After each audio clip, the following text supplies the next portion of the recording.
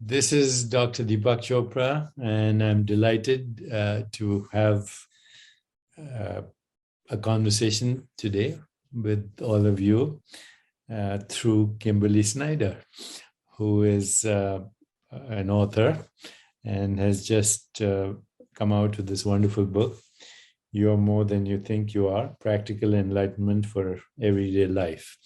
Kimberly and I have written a previous book together, which was called Radical Beauty. And she's now the founder of Solluna, a holistic lifestyle brand that offers wellness products, digital courses, practical enlightenment meditation, and the Solluna Circle. So before you can read all about her when you check this conversation out. Kimberly, welcome. Thank you for joining me today. Oh, namaste. It's so great to be here with you, Deepak. Yeah. So, our readers and those who listen to this conversation, of course, they will be very interested in what the book is about, which we'll get into. But before we do that, can you share with us all a little bit of your life journey? Did you get to be a writer? What was your experience of life before you went on your spiritual and health journey? Share a little bit about where you grew up, what your background is, and how you got to be where you are. Sure. So this is my 6th book in 10 years.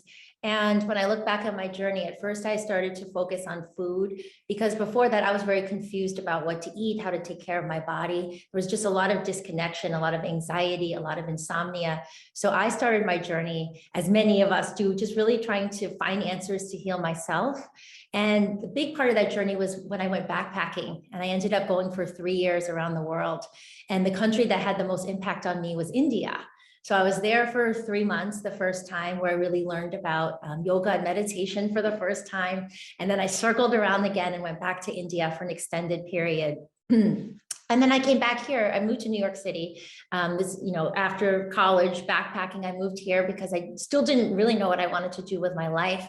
But I was starting to apply these teachings that I had learned in India. I was starting to connect to the true self. The writer or the teacher that really spoke to me when I was over there was Paramahansa Yogananda. So I'm so excited to be talking about his teachings in this new book. But from the start, Deepak, I was starting to understand that there was the ego and the true self. And I didn't know anything about that previously. So when I came back, I was starting to apply the teachings. I was starting to meditate, and I started to see these patterns emerging in my life. It was like I stepped into this flow of a river. And all I did was I started a free blog, and I was teaching yoga asanas. I was going back to nutrition school. And what happened was, very organically, the blog started to spread through New York City. I didn't know anything about SEO or marketing back then. And then my first celebrity found me, and she was interested in, working with me to help her feel better. So I got on a film set, and then I started meeting other actors. So then the next 5 years of my life were really, focused in the entertainment industry, traveling with celebrities, living with them sometimes for 4 months on set. And I experienced this real epiphany, which is, oh my gosh, it isn't just about taking care of our bodies and about food, right? It really is this totality, really living life, nurturing our emotional well-being and our spiritual well-being. So then it gradually just started expanding in the way I would work with clients. And then the books, you see, it just started going back into energy. And then our book, Deepak, was my 4th book, Radical Beauty, which just started to open up more and more. And I was starting to see the impact in really talking about this message of living from this calm center of the true self. And I was seeing more people open up in terms of their creativity and their energy and getting past anxiety. So the books and my journey have really mirrored my own healing journey, which again started with food, but it's gone way beyond. And I'm so passionate, Deepak, about sharing this book now because, first of all, this idea came when I was 34 weeks pregnant with my 2nd son. And I was not looking to write another book, but it just felt like this download. And Deepak, actually, I texted you, do you remember? I said, Deepak, I have this idea. I want to write about Yogananda's teachings for modern life. What do I do? And you said, oh, this belongs with Hay House. So thank you so much for that guidance. So I went over there, and here we are today. I feel like this inner resource that we can all connect to, the true self, is something everybody should know about in this world of so much confusion, so much struggle. I think it's needed now more than ever. So I'm speaking to Kimberly Snyder. Her book is called You Are More Than You Think You Are, Practical Enlightenment for Everyday Life. Just to read out some of the chapter headings. Part 1, You're More Than You Think You Are. You are fearlessness. You're a warrior. Living in the gaps. You are love. You are whole. And then meditation, part 1, the foundation. Then part 2 goes into peace, confidence, intuition, self-power, and how to supercharge your vitality. Part 3 talks about beauty. Part 2 talks about beauty as well. But part 3 goes on to talk about what makes you magnetic, attractive, goes into affirmations, talks about the natural abundance we all have at the source of all experience. And there is a chapter on mantra practice, on creativity, and finally, concluding with the true self. So why should anyone read this book? There are many books on the true self right now, many books on waking up from perceived reality. Why should people understand that they're probably, in all probability, sacrifice their self for their self-use? What you call the ego is your selfie, I think. Exactly. Thank you very much. Well, first of Body is a all, projection of that. So share a little bit about your insights on the true self. so I believe, especially now more than ever, Deepak, it's a really difficult time, especially, to be a modern woman, to be a young woman, to be a young man as well. There's so much stimuli. There's so much our peripheral nervous system is taking in all the time. So these teachings, to write this book, I went through thousands of pages of the Vedas, the Upanishads. I reread Yogananda's commentary of the Bhagavad Gita, the New Testament of the Bible, Rumi, because I think, Deepak, we're also excited about new things, new studies, the new biohacking, but there's so much value in the old, right? And the ancient, the really old, as you know well, has these gifts, these jewels that are needed now in the modern world. So what I've done with this book is I've gone through and distilled down the teachings that have helped me the most. And I present them with supportive science and also stories woven in. So you can see this isn't just, some dusty old textbook, but it really is so applicable and so practical for modern life. So as you read the chapters, Deepak, the way the book is structured, and this is the system that has really helped me and the clients I've worked with, is number one, getting past the biggest blocks. Fear being number one, right? Yogananda says that there's 26 soul qualities that we need to develop to reach our fullest potential. And number one is fearlessness. Because if we don't get past this fear, and like you were saying, the ego, like thinking I'm so small and limited, I'm not enough, then we can't really expand our energy. We're not really getting on the path. So we get past the blocks, and then part 2 is embodying more of the qualities of who we are. So all those attributes, fearlessness, confidence, vitality, all comes from up inside of us. We're in this world right now where we're trying to get it all, right? We're trying to get love out here in the form of validation and more likes and more followers. We're trying to get confidence by trying to get more, trying to look shinier, versus connecting to this often dormant energy inside of us. So we embody this. And part 3 is where we start to create. So I feel like a lot of people try to manifest things, they try to create, but they still have these blocks inside of them. They don't really know who they are. So once we get that part, that's where we increase our magnetism. And that's where we increase our connection to abundance. And the longest chapter in the book is called You Are a Creator. So we tap into this part of us, and then we take our formless energy and our unique gifts, and we channel it into form.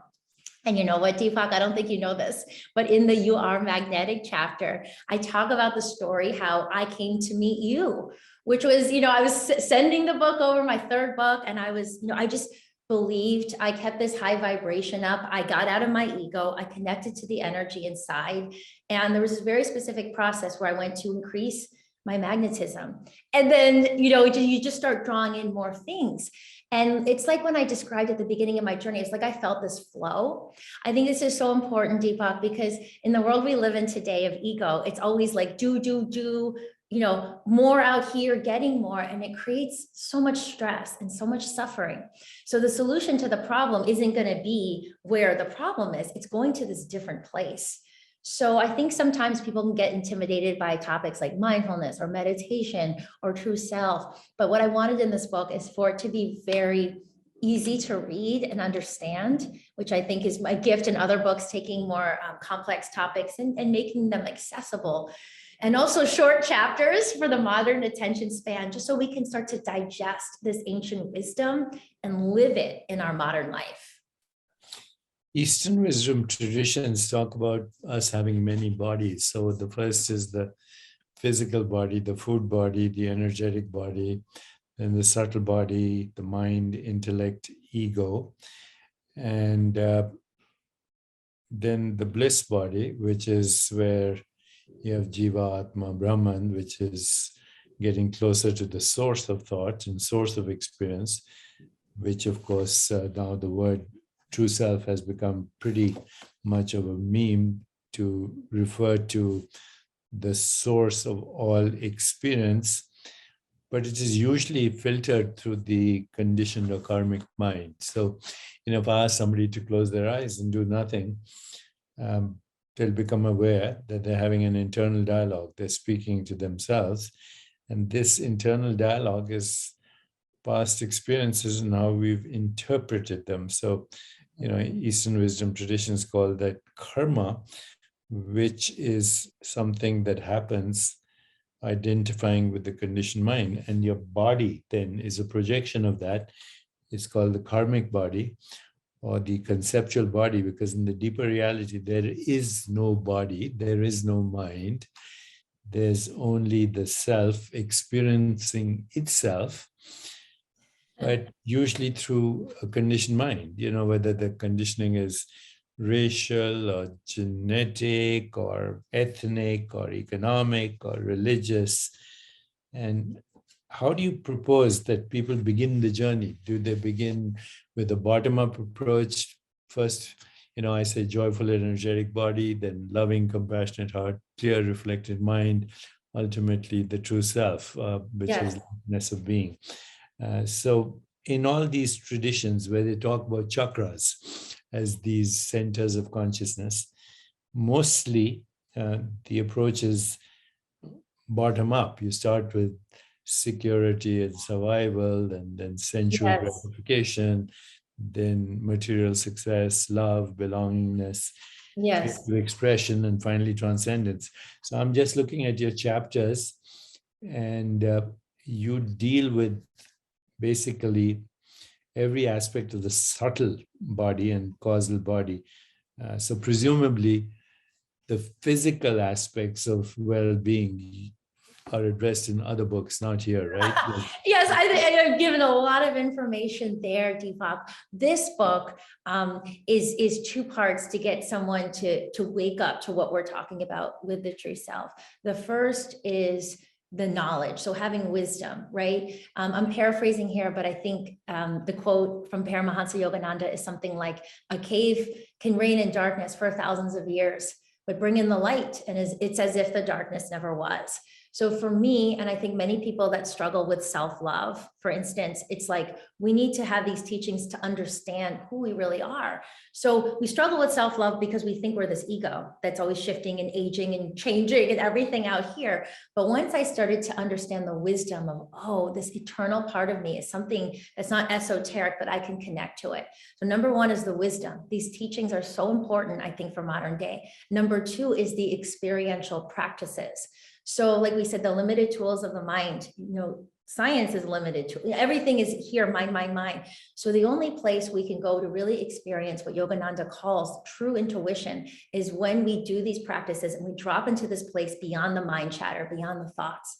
So, there's 3 meditation chapters, which are inspired by Kriya Yoga that go deeper and deeper. But the first practice, Deepak, is giving someone just an experience of stillness.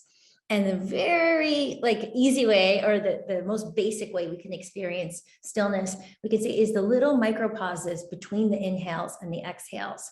So just by starting to pay attention, because inhaling is still doing, right? Exhaling is doing, but there's this little pause where we come into full stillness. So when we start to experience that, we can experience, oh, this is the essence. This is the power of the true self, past the fear, past the mind chatter, past always looking out here. And so just by touching into that energy, it can start to expand in our life. We become more motivated for stillness. We connect back in instead of getting all our information out here. So one thing that's really heightened in my life, Deepak, over the past 10 years, really getting deeper and deeper, is my intuition. So I used to, struggle like a lot of us, taking all this external information, pros, cons, like so much quantitative information. And then we realize we have this resource that allows us to move like from this deeper place of knowingness, that experiential quality. So, Deepak, since writing, since the book we wrote together, I've been through a lot, which has driven me deeper into the practice. So I lost my mom really suddenly. And then it sort of woke me up to life. And then I ended up moving out on my own. My older son wasn't yet one. So I was a new mom. I lost my mom. I became a single mom. And that was the point, Deepak, where I said, okay, I either believe in this or I don't. Because when we're feeling happy and good, it's easy to dip in and out of mindfulness practices and meditations. But this was 4 years ago. I really sank into this. And after 5 months or so, I really focused on myself for some period. I came out with a sense of trust.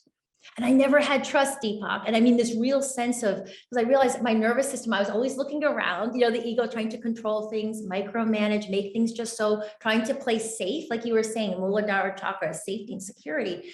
But I never really felt what trust could be like, which is trust in the true self, that we can rise up to each moment, trust in God, trust in spirit, right? So that created this whole energy of wholeness and peace that I never had before.